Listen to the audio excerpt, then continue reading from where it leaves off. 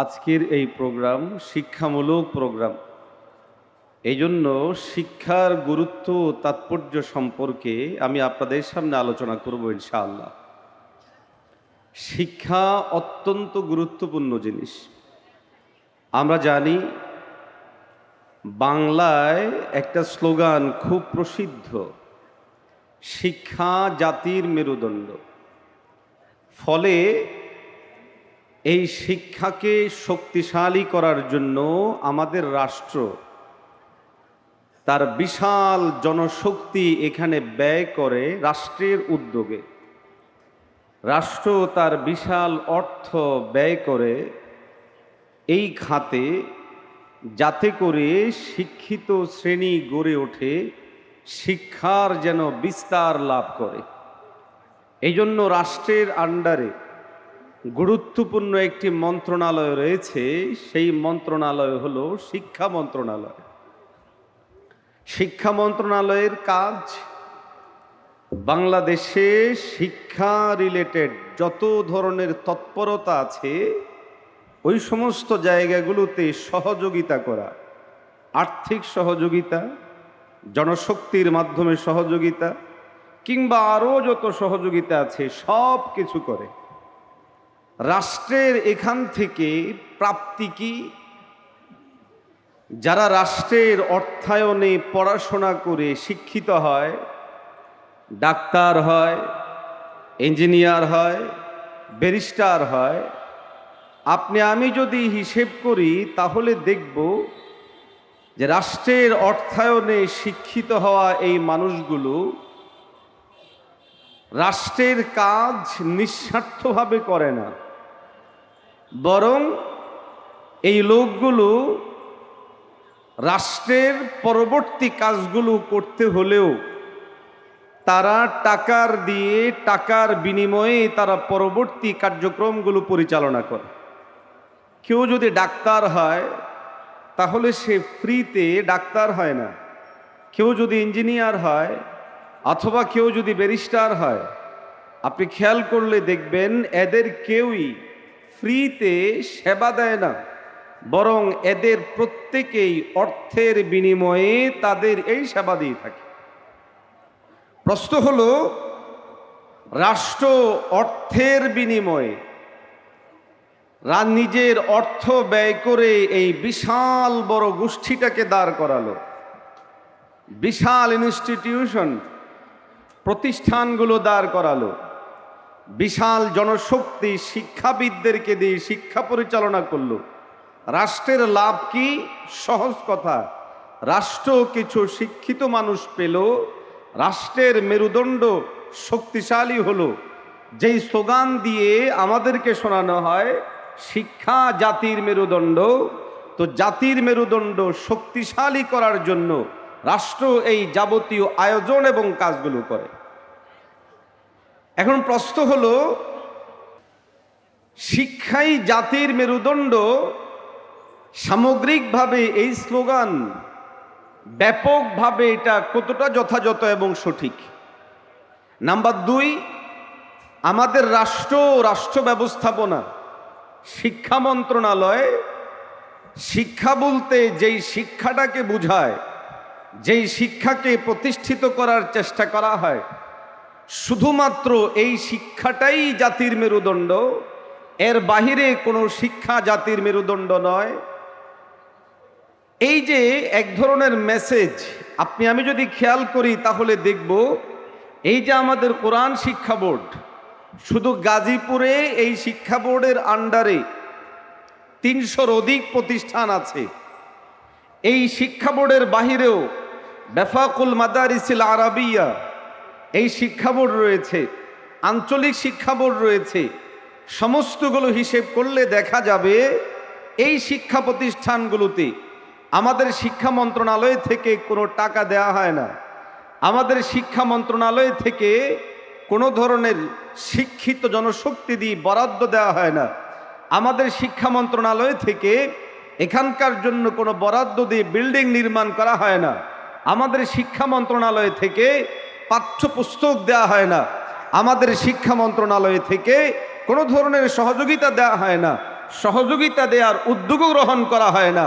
তার মানে বোঝা গেল পরিষ্কার একটা বৈষম্য।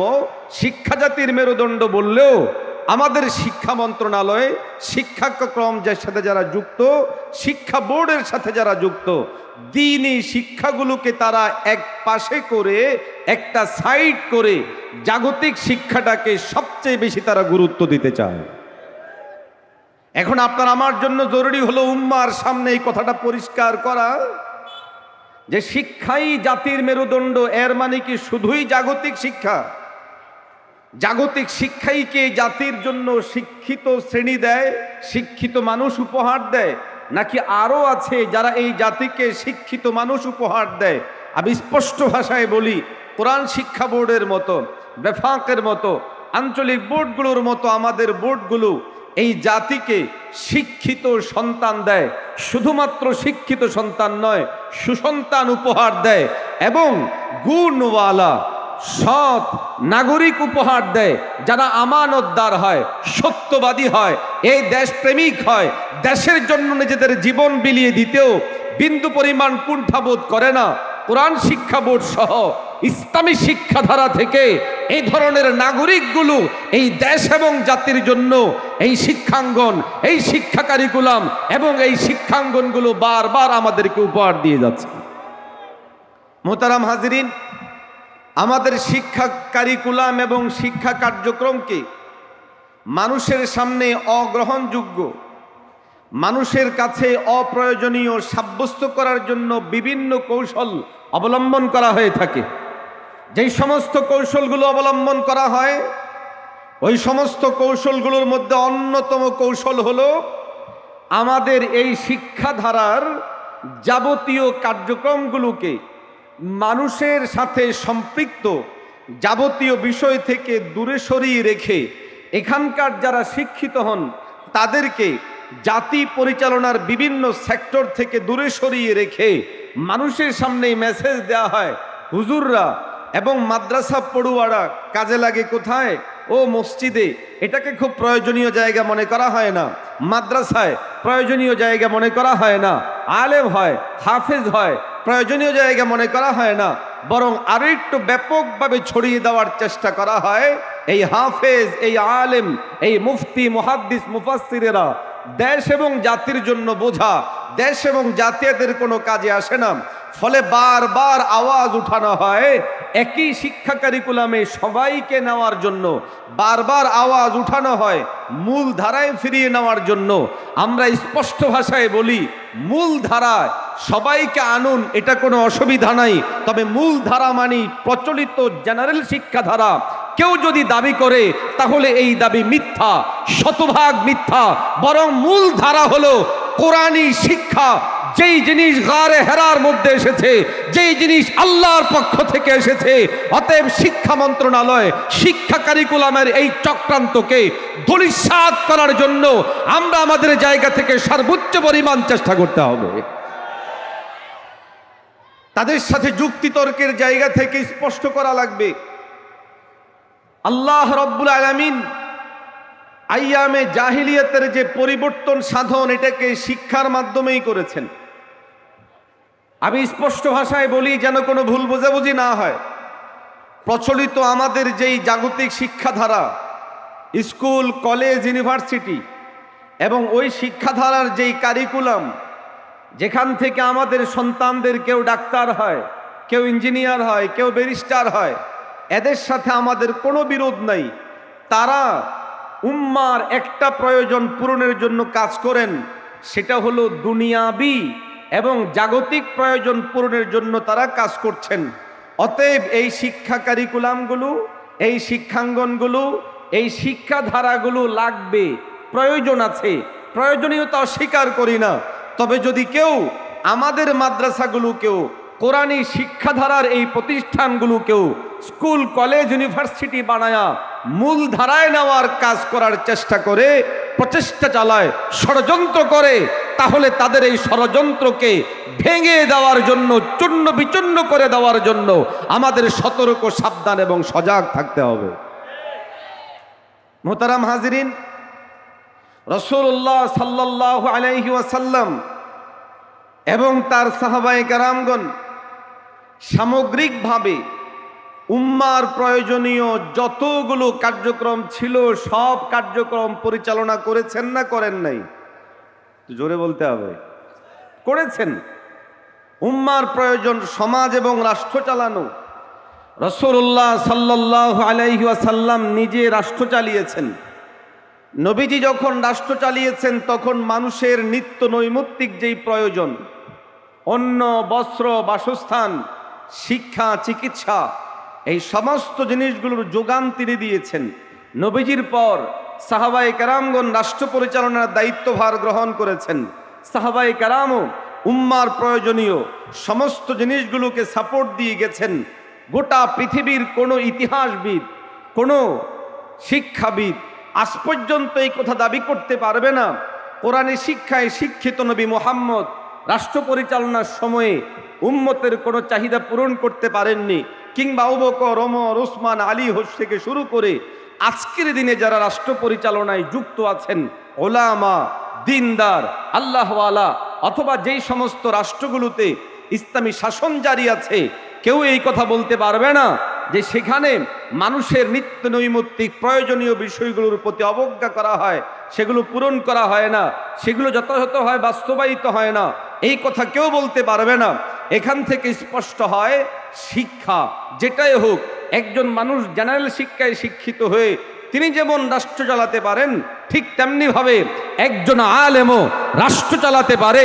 মুফতি ফজলুল হক আমিনী রহমতুল্লাহ আলাই সহ আমাদের পূর্বসূরি বহু ওলামায়ে কেরামগণ, আজকের দিনে আরবের বহু ওলামা, আফগানিস্তানের ওলামায়ে কেরামগণ, সিরিয়ার ওলামায়ে কেরামগণ গোটা পৃথিবীতে এই স্বাক্ষর রাখছেন ওলামারা রাষ্ট্র পরিচালনার যোগ্য।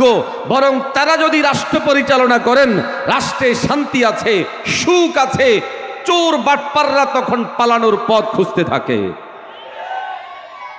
মোহতারাম হাজিরিন, রাসূলুল্লাহ সাল্লাল্লাহু আলাইহি ওয়াসাল্লামকে দিয়ে আল্লাহ রব্বুল আলামিন গোটা আরব জাহান, যেটা জাহিলি বিভিন্ন ব্যবস্থাপনা দ্বারা নিমজ্জিত ছিল, এটাকে পরিবর্তনে আল্লাহ রব্বুল আলামিন পয়গম্বর আলাইহিস সালামকে দিয়ে এই কোরআনী শিক্ষার আলো দিয়েই তাদেরকে আলোকিত করেছিলেন। কিন্তু আমাদের জন্য দুর্ভাগ্য, অত্যন্ত কৌশলে ইংরেজরা, বেদিনরা, বেঈমানরা আমাদের শিক্ষা কারিকুলামগুলোকে, শিক্ষাধারাগুলোকে যেন মানুষ গ্রহণ না করে গুরুত্বহীনভাবে ফেলে দেয়। তারা আমাদের রাষ্ট্রের ডিজাইন করেছে, যেই ডিজাইনের মধ্যে কোরআন এবং সুন্নাহ কাজে লাগবে এমন কোনো ব্যবস্থা রাখে নাই। তারা আমাদের সমাজকে ডিজাইন করেছে, যেই সমাজের কালচার সেখানে যেন কোরআন সুন্নাহ কাজে না লাগে এই ব্যবস্থা তারা করে রেখেছে। তারা আমাদের অর্থনীতিকে সুদ দ্বারা সাজিয়েছে, যেন আপনি আমি কোরআন হাদিসে অর্থনীতির যেই মাসআলা পড়ি সেই মাসআলা যেন কাজে লাগাতে না পারি। তারা আমাদের নৌবাহিনী, বিমান বাহিনী, সেনাবাহিনী, এদের প্রত্যেকের যাবতীয় সেক্টরকে সাজিয়েছে, এমনভাবে সাজিয়েছে যেন আমাদের শিক্ষা সেখানে কাজে লাগতে না পারে। হ্যাঁ, রাষ্ট্র সাজিয়েছে গণতন্ত্র দিয়ে, অর্থ সাজিয়েছে পশ্চিমাদের দেওয়া সেই সুদভিত্তিক অর্থ দিয়ে, আমাদের নৌবাহিনী, সেনাবাহিনী ইত্যাদিকে সাজিয়েছে তাও কুফফারদের দেওয়া বিভিন্ন নীতি দিয়ে। আমাদের সামগ্রিকভাবে যে রাষ্ট্রের ব্যবস্থাপনা আছে, ভিতরের যত সিস্টেম আছে, সমস্ত সিস্টেমগুলোকে তারা সাজিয়েছে কুফফারদের দেওয়া বিভিন্ন সিস্টেম দিয়ে। আপনার আমার দীপ্ত শপথ গ্রহণ করতে হবে, পরিকল্পনা গ্রহণ করতে হবে। আমার নবী কোরআনী শিক্ষা থেকে যদি রাষ্ট্রনায়ক হতে পারেন, আবু বকর, ওমর, ওসমান যদি রাষ্ট্রনায়ক হতে পারেন, আমার নবী যদি তদানীন্তন সময়ে প্রচলিত সুদী ব্যবস্থাকে উৎখাত করে ইসলামী ব্যবস্থা প্রতিষ্ঠিত করতে পারেন, আমার প্রিয় হাবিবের পর যদি গোটা পৃথিবীতে রাষ্ট্র পরিচালনার এক সুন্দর সিস্টেম জারি হতে পারে, আজকের এই আধুনিক বিশ্বে যদি আফগানিস্তান গোটা পৃথিবীতে উপমা তৈরি করতে পারে, সিরিয়া তৈরি করতে পারে, নামমাত্র ইসলাম থাকলেও সৌদি আরব যদি কিছুটাও তৈরি করতে পারে, বাংলাদেশে লক্ষ লক্ষ মাদ্রাসা থাকতে, আলেম থাকতে, হাফেজ থাকতে এই রাষ্ট্র ইসলামী শিক্ষাবিদ ছাড়া থাকতে পারে না। অতএব পরিবর্তিত বাংলাদেশে ইসলামী শিক্ষার বিপ্লব করার জন্য কারা কারা তৈরি, একটু হাত তুলে বলে।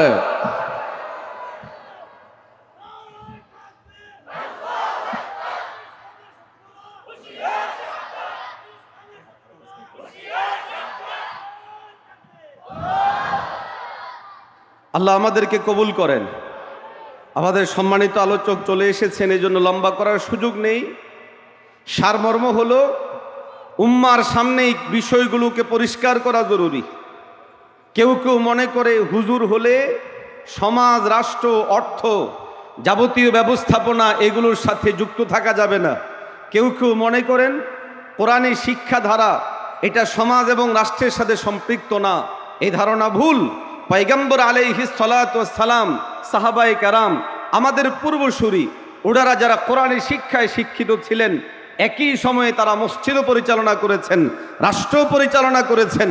অতএব পয়গম্বর আলাইহিস সালামের উম্মতরা ইসলামী শিক্ষায় শিক্ষিত হয়ে রাষ্ট্র পরিচালনা, রাষ্ট্র থেকে দূরে থাকবে, এটা হয় না, হতে পারে না। বরং এই সিস্টেমকে পরিবর্তনের জন্য আমাদের আওয়াজ উঠাতে হবে, সংগ্রাম করতে হবে। রাজি আছি তো ইনশাআল্লাহ? আমি শেষ করব ছোট্ট একটু কথা বলে। আজকে কেউ কেউ বিভিন্ন সময়ে তিরস্কার করে বলে এই মাদ্রাসা শিক্ষা দিয়ে দেশ ও জাতির কি লাভ হচ্ছে। এই প্রশ্নের উত্তর আমার আলোচনার যে ভূমিকাটুকু ছিল সেখানে আমি পরিষ্কার করেছি যে আমাদের শিক্ষা মন্ত্রণালয় তার টাকা ব্যয়ে বিল্ডিং করে দেয়, টাকা ব্যয়ে পাঠ্যপুস্তক ছাপিয়ে দেয়, টাকা ব্যয় করে শিক্ষক নিয়োগ দেয়। রাষ্ট্রের কি লাভ? ফ্রিতে ডাক্তার ব্যবস্থা করে, ফ্রিতে ইঞ্জিনিয়ার ব্যবস্থা করে, কিছুই করে না। রাষ্ট্রের লাভ হলো রাষ্ট্রীয় জনতার প্রয়োজন পূরণের জন্য একটি শিক্ষিত শ্রেণী পায়, যাদের মধ্যে কেউ ডাক্তার হয়ে লোকদের রোগের চিকিৎসা করে, যাদের মধ্যে কেউ ইঞ্জিনিয়ার হয়ে লোকদের বিল্ডিং, ঘরবাড়ি, রাস্তাঘাট ইত্যাদি নির্মাণের ক্ষেত্রে সহায়তা করে। তাদের মধ্যে একটা অংশ তৈরি হয় যারা রাষ্ট্রের বিভিন্ন জায়গায় প্রয়োজন পূরণ করে। আমি আপনাদেরকে জিজ্ঞাসা করতে চাই, কোরআনী এই শিক্ষাধারা মাদ্রাসাগুলো থেকে যারা বের হয়, মানুষের প্রয়োজন তারা পূরণ করে কি করে না? সেই প্রয়োজন কি? সবচেয়ে গুরুত্বপূর্ণ প্রয়োজন দুনিয়াবি প্রয়োজনের পাশাপাশি উখরবি যে প্রয়োজনগুলো আছে, আপনার আমার নিত্য নৈমিত্তিক নামাজ, রোজা, হজ, যাকাত সহ এই প্রয়োজনগুলো তারা পূরণ করেন। এমনকি উম্মার জন্য, জাতির জন্য শ্রেষ্ঠ কিছু সন্তান এই শিক্ষাধারাগুলো উপহার দেয়। বিক্ষিপ্ত বিচ্ছিন্ন ঘটনার বাহিরে সারা বাংলাদেশের সমস্ত মাদারেসে শিক্ষায় শিক্ষিত ভাইদেরকে নিয়ে আমি গর্ব করে বলতে পারি, অন্য শিক্ষাধারাকে ছোট করার জন্য নয়, বরং বাস্তবতাকে সামনে রেখে শুধু এই উপমা দেওয়া, সেটা হলো এই মাদ্রাসা শিক্ষায় শিক্ষিতরা প্রয়োজন পূরণের পাশাপাশি আদর্শ নাগরিক এই জাতিকে উপহার দেওয়ার ক্ষেত্রে অনেক বেশি পরিমাণ অগ্রসর রয়েছে। অতএব যদি মূল্যায়ন করা হয় যে প্রতিষ্ঠানগুলো কি দেয়, উত্তর হলো এই প্রতিষ্ঠানগুলো ফ্রিতে এই জাতির জন্য শিক্ষিত শ্রেণী দান করে, এই জাতির জন্য শিক্ষিত নাগরিক তৈরি করে, সৎ আমানতদার লোকজন দান করে। আর এটা একটা রাষ্ট্রের জন্য অনেক বড় চ্যালেঞ্জিং বিষয়। অতএব আমাদের এই মাদ্রাসাগুলোকে অবজ্ঞা অবহেলা না করে বরং রাষ্ট্রের জন্য আবশ্যক হলো তারা যেন আমাদের এই প্রতিষ্ঠানগুলোকে পুরস্কৃত করে। হ্যাঁ, আমরা এই আওয়াজ উঠাতে শুরু করেছি। রাষ্ট্রের আপাতত আমাদের শিক্ষাধারার সাথে যায় এমন কিছু জায়গায় আমাদের দাওরায়ে হাদিসের সনদকে শুধুমাত্র একটা মূলা ঝুলিয়ে মূল্যায়ন নয়, বরং বাস্তবতার নিরিখে মূল্যায়ন দিতে হবে। দাওরায়ে হাদিসের সার্টিফিকেটকে যেহেতু মাস্টার্সের মান দেওয়া হয়েছে দুটো বিষয়ের উপরে, অতএব ওই দুটো বিষয়ের উপরে ইউনিভার্সিটি পড়ুয়া একজন শিক্ষার্থী যেই যেই জায়গায় কাজ করতে পারে, আমাদের দাবি অত্যন্ত স্বচ্ছ ও পরিষ্কার, আমাদের মাদ্রাসা থেকে পাশ করা প্রত্যেকটা শিক্ষার্থীকে ইউনিভার্সিটির ওই দুইটা বিষয়ে পাশ করা তারা যেখানে যেখানে কাজ করেন আমাদেরকেও ওই জায়গায় কাজ করার সুযোগ তৈরি করে দিতে হবে। আমরা এই আন্দোলন ইনশাআল্লাহ ধীরে ধীরে বেগবান করব। আপনার সাথে থাকবেন তো ইনশাআল্লাহ? দাওরায়ে হাদিসের সনদের মান এটার ঝুলিয়ে রাখা যাবে না, বরং বাস্তবায়িত করতে হবে। এদেশে কতটুকু কোথায় কি হয় এর পূর্ণ হিসাব মাদারেসে কওমিয়ার কাছে দিতে হবে, আলেমদের কাছে দিতে হবে। আগামীর বাংলাদেশ আলেম ছাড়া বিড়ির মান হতে পারবে না। আল্লাহ আমাদের দেশকে কল্যাণ করেন, আমাদের জন্য কল্যাণ করেন। সামগ্রিকভাবে আমাদেরকে সব ধরনের ষড়যন্ত্র থেকে হেফাজত করেন, আমিন।